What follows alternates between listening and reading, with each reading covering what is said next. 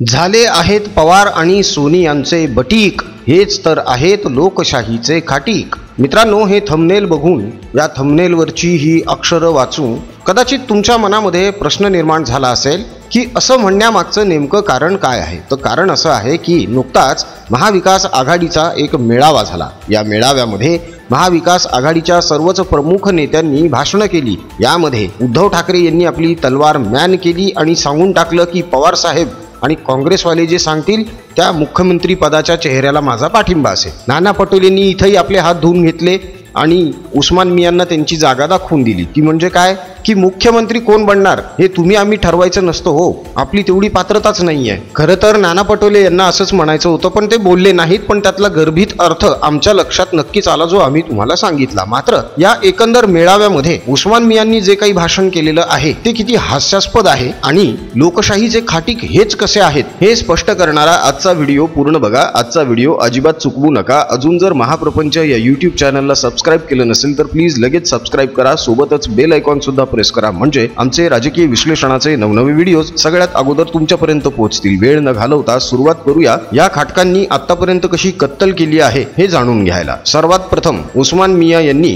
आपल्या सख्या भावांना, भाऊजाईंना, कुटुंबाला वेगळं केलं. त्यानंतर चुलत भावाला वेगळं केलं. स्वतःच्याच पक्षामध्ये एकनिष्ठ असणाऱ्या आणि पूर्वीपासून वंदनीय बाळासाहेब ठाकरे यांच्या विचारांवर चालणाऱ्या कडवट शिवसैनिकांना, नेत्यांना पक्षातून बाजूला केलं. ज्याला जायचंय त्याने जावं, माझे दरवाजे उघडे आहेत असं ते वेळोवेळी सांगतात. मग त्यांचा तो घरगडी पक्षातून गेलेल्यांची टिंगलटवाळी करतो, रेडे म्हणतो, त्यांना वेश्या म्हणतो, यांचा बळी दिला जाईल असं म्हणतो. हे एवढी लोकशाहीची टिमकी वाजवतात. यांच्या पक्षामध्ये तरी लोकशाही आहे का हो? जेव्हा यांना मुख्यमंत्री पदावरून पायउतार व्हावं लागलं आणि त्यानंतर जेव्हा यांनी फेसबुक लाईव्ह घेतलं, त्या फेसबुक लाईव्ह मध्ये हे रडले ढसाढसा आणि रडत रडत हे शिवसैनिकांना आवाहन करत होते की मी जर नालायक असेन तर तुम्ही सांगा, मी आत्ताच्या आत्ता पक्षप्रमुख या पदाचा सुद्धा राजीनामा देतो. मात्र हे आपल्या शब्दावर कधीच कायम राहत नाहीत. यांनी मुख्यमंत्री पदाचा राजीनामा देत असताना असं सुद्धा सांगितलं होतं की मी माझ्या आमदारकीचा सुद्धा राजीनामा देईन, मात्र त्यांनी अजून दिलेला नाही आहे. महाविकास आघाडीच्या मेळाव्यामध्ये भाषण करत असताना उस्मान मिया असं म्हटले की आम्हाला महाराष्ट्राच्या कल्याणासाठी, महाराष्ट्राच्या धर्मासाठी, महाराष्ट्र सेवेसाठी आमचं सरकार सत्तेत आणायचं आहे. तेव्हा एकदा चर्चा होऊनच जाऊ दे, यांनी काय केलंय आणि आम्ही काय केलंय हे लोकांना समजलंच पाहिजे. समजलेलं आहे लोकांना. 2.5 वर्षांच्या तुमच्या कार्यकाळामध्ये तुम्ही काय केलेलं आहे लोकांना माहीत आहे. 100 कोटींची वसुली केलेली आहे. जेवत्या ताटावरून केंद्रीय मंत्री नारायण राणे यांना अटक केलेली आहे. अर्णब गोस्वामीच्या घरामध्ये तो जणू अतिरेकी आहे असं समजून पोलीस घुसवून त्याला वाजेकडून पकडून आणण्यात आलं होतं. एका मराठी पत्रकाराला सुद्धा तुम्ही अशाच प्रकारे तुरुंगात टाकलेलं होतं. दिशा सुशांतच्या केसची छाननी करायला आलेल्या बिहारच्या CBI टीमला तुम्ही क्वारंटाईन करून टाकलं आणि तुम्ही लोकशाही वाचवण्याच्या गप्पा मारता. अहो, लोकशाहीचे खरे खाटीक तर तुम्हीच आहात. आपल्या भाषणामध्ये तुम्ही बोललात ना की होऊनच जाऊ द्या आणि लोकांना सांगा तुम्ही काय केलंय, आम्ही काय केलंय. अहो, तुमच्याकडे होती की संधी. त्या मेळाव्यामध्येच तुम्ही सांगू शकत होता की तुम्ही मुख्यमंत्री असताना काय काय दिवे लावलेले आहेत. मात्र आपण काय केलेलं आहे हे न सांगता शरद पवार आणि काँग्रेस सांगतील त्याला आपण मुख्यमंत्री म्हणून पाठिंबा देणार आहोत हे सांगण्यात यांनी सगळा वेळ घालवला. आणि अमित शहा यांनी मला शब्द दिला होता की शिवसेनेचा मुख्यमंत्री आम्ही करू, म्हणजे तुम्हाला आम्ही मुख्यमंत्री करू. हा शब्द अमित शहा यांनी नंतर फिरवला. हे साफ खोटं आहे. हे स्वतःच यांनी अप्रत्यक्षरित्या कबूल करून टाकलेलं आहे. मित्रांनो, वाजवा टाळ्या. आपल्या याच भाषणामध्ये उस्मान मिया असं सांगून गेले की पूर्वीपासून एक नियम ठरलेला होता की जेव्हा 25-30 वर्ष बाळासाहेबांच्या शिवसेनेसोबत भारतीय जनता पक्षाची युती होती तेव्हा एक फॉर्म्युला असा होता की ज्याचे जास्त आमदार असतील त्याचा मुख्यमंत्री असणार. आणि हे 2014 पर्यंत सुरूच होतं. 2014ला भारतीय जनता पक्ष आणि शिवसेनेची युती तुटली तेव्हा भारतीय जनता पक्षाकडे 122 आमदार होते आणि त्या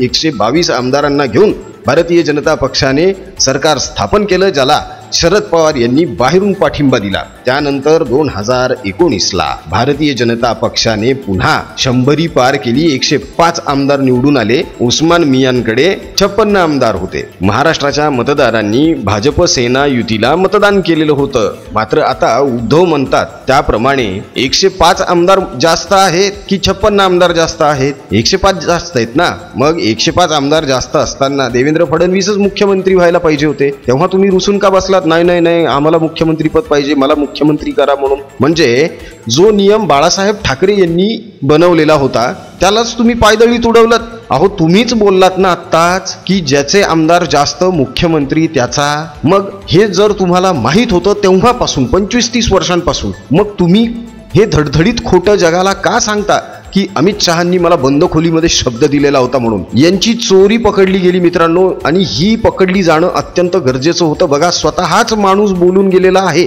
ज्याचे आमदार जास्त त्याचा मुख्यमंत्री. याचाच अर्थ असा आहे की त्या बंद खोलीमध्ये हीच चर्चा झालेली असणार की आपण युती करत आहोत. त्याच्या मागे एक कारण आहे की ज्याचे आमदार जास्त निवडून येतील त्याला मुख्यमंत्री करा. आणि हे जगभरामध्ये चोराच्या उलट्या बोंबा मारत फिरतायत आजपर्यंत की आम्हाला शब्द दिला होता आणि यांनी शब्द फिरवला. खरे खोटारडे तर हेच आहेत. म्हणजे भारतीय जनता पक्ष आणि महाराष्ट्रातल्या मतदारांच्या विश्वासासोबत घात कोणी केला? यांनीच ना. म्हणजे खरे खाटी कोण? हेच. पुढे बोलताना हे असं बोलले की तेव्हा सुद्धा आमच्यासोबत गेम झाला, राजकारण झालं. काय तर आमचे जास्त आमदार निवडून येऊ नयेत म्हणून भाजपवाल्यांनी आमचे आमदार पाडले. तेव्हा पाडापाडीचं राजकारण झालं होतं. शिवसेनेचे कार्यकर्ते भाजपचे आमदार पाडायचे, भाजपचे कार्यकर्ते शिवसेनेचे आमदार पाडायचे. अहो हे बोलताना तुम्ही स्वतः सुद्धा आपण भाजपचे आमदार पाडले हे कबूल केलंच ना. उस्मान मिया, तुम्ही भाषणा अगोदर ना आपल्याला नेमकं काय बोलायचं आहे हे ठरवून घेत चला आणि मग बोलत चला. नाही तर तुमची चोरी अशी वारंवार पकडली जाणार आहे. मित्रांनो, कुठलाही राजकीय विश्लेषक ह्या मुद्द्यावर बोललेला नाहीये की उद्धव ठाकरे यांची चोरी पकडली गेलेली आहे. आमचं यांच्याकडे जरा जास्तच बारीक लक्ष आहे, त्याच्यामुळे आम्हाला लगेच कळून चुकलं की उस्मान टप्प्यात आलाय आणि टप्प्यात आला की कार्यक्रम करावाच लागतो. यांच्या चोऱ्या पकडल्या गेल्या. एक, अमित शहांनी दिलेला शब्द, हे जे धादांत खोटं बोलतात हे आता पकडलं गेलेलं आहे. 2, यांनी स्वतः भाजपचे आमदार निवडून येऊ नयेत म्हणून पाडापाडी केलेली आहे हे स्वतःच सांगून टाकलेलं आहे. आणि आता मुख्यमंत्री पदाचा चेहरा पवार आणि काँग्रेस ठरवतील, त्याला आपण पाठिंबा देणार आहोत असं बोलून हे मोकळे झालेले आहेत. पण हे बोलण्या अगोदर काय बोलून गेलेले आहेत की ज्याचे आमदार जास्त मुख्यमंत्री त्याचा. आता बघा गंमत, शरद पवार 80 ते 90 जागा लढवणार. पवारांचा आतापर्यंतचा स्ट्राईक रेट जर आपण बघितला तर पवारांना कधीच म्हणजे 70 वर्षांच्या त्यांच्या राजकारणामध्ये आमदारांची 3 आकडी संख्या आणि खासदारांची 2 आकडी संख्या गाठता आलेली नाहीये. काँग्रेसने सुद्धा फार भव्य दिव्य अशी कामगिरी आजपर्यंत केली आहे असंही काही नाही. उबाठाची तर सगळी बोंबच आहे. म्हणजे काय, लोकसभेचे जर आपण गणित लक्षात घेतलं तर अनुक्रमे काँग्रेसचे जास्त आमदार निवडून येऊ शकतात, 2 नंबरला शरद पवार असू शकतात आणि 3 नंबरला सगळ्यात कमी आमदारांसकट उस्मान मिया असणार आहेत. म्हणजे मुख्यमंत्री पद यांना आता नशिबात लाभणे नाही. आणि कदाचित याच वैफल्यामुळे यांचा चिडचिडेपणा दिवसेंदिवस वाढत चाललेला आहे. महाविकास आघाडीच्या मेळाव्यामध्ये बोलत असताना यांची ही तडफड, सरफड, वैफल्य, राग सगळं काही दिसून आलेलं आहे. महाविकास आघाडीचे हेच नेते बोंबलत सुटले होते ना की लाडकी बहीण योजना फसवीये फसवीये. अहो तुम्ही तिकडे मेळावा घेत बसले होते आणि 48 लाख लाडक्या बहिणींच्या बँक खात्यावर 2 महिन्याचे पैसे जमा सुद्धा झाले. राखी पौर्णिमेच्या अगोदर लाडक्या बहिणींना राखी पौर्णिमेची भेट दिली जाईल हे एकनाथ शिंदे यांनी दिलेला शब्द त्यांनी खरा करून दाखवलेला आहे. तुम्ही नुसतेच गारहाणी करत बसा, बायकांसारखे टोमणे मारत बसा. काम करणारी माणसं मैदान मारून जातात. मित्रांनो, कोमटरावांचा खोटेपणा आज कोमटरावांनी स्वतःच सिद्ध केलेलं आहे. कोमटराव हेच कसे लोकशाहीचे मारक आहेत हे सुद्धा कोमटरावांच्या आजपर्यंतच्या कारकिर्दीमध्ये कोमटरावांनी अनेक वेळा सिद्ध केलेलं आहे. लाडकी बहीण योजनेवरून सध्या विरोधकांचा चांगलाच जळफळाट होतोय.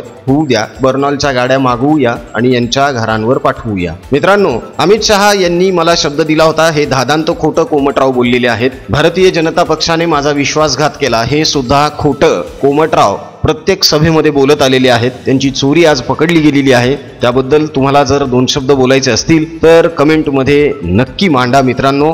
आमचा कमेंट बॉक्स तुमच्या प्रतिक्रियेसाठी खरंच नेहमीच आतुर असतो. तुमच्या कमेंट्स वाचायला सुद्धा खूप मजा येते. त्या कमेंट्समधूनच नवनवीन राजकीय विश्लेषणासाठीच्या विषयांचे व्हिडिओज बनवण्यासाठी आम्हाला प्रेरणा मिळते. तेव्हा कमेंट्स करत चला, आपलं मत मांडत चला. अजून जर महाप्रपंच या यूट्यूब चॅनलला सबस्क्राईब केलं नसेल तर प्लीज लगेच सबस्क्राईब करा, सोबतच बेल आयकॉन सुद्धा प्रेस करा आणि महाप्रपंच या यूट्यूब चॅनलला आतापर्यंत जसं प्रेम आणि पाठिंबा देत आला आहात तसाच पुढेही नक्कीच देत राहा. मित्रांनो, लवकरच एक छान उपक्रम जो आपल्या सनातन धर्माशी निगडित आहे, आपल्या संस्कृतीशी निगडित आहे, तो सुरू करण्याचा आम्ही प्रयत्न करत आहोत. त्यासाठी तुमचं मत जाणून घेणं सुद्धा खूप गरजेचं आहे. तेव्हा आपली सनातन संस्कृती, आपला धर्म, आपलं शास्त्र, आपले पुराण, आपले वेद, आपले संत, आपले गुरु यांच्याबद्दलची छान छान माहिती, आपले काही सुंदर श्लोक, काही भजन, काही भारुड भक्तिगीतं, सोबतच आपल्या धर्मातील आणि शास्त्रातील काही आजवर न ऐकलेल्या गोष्टी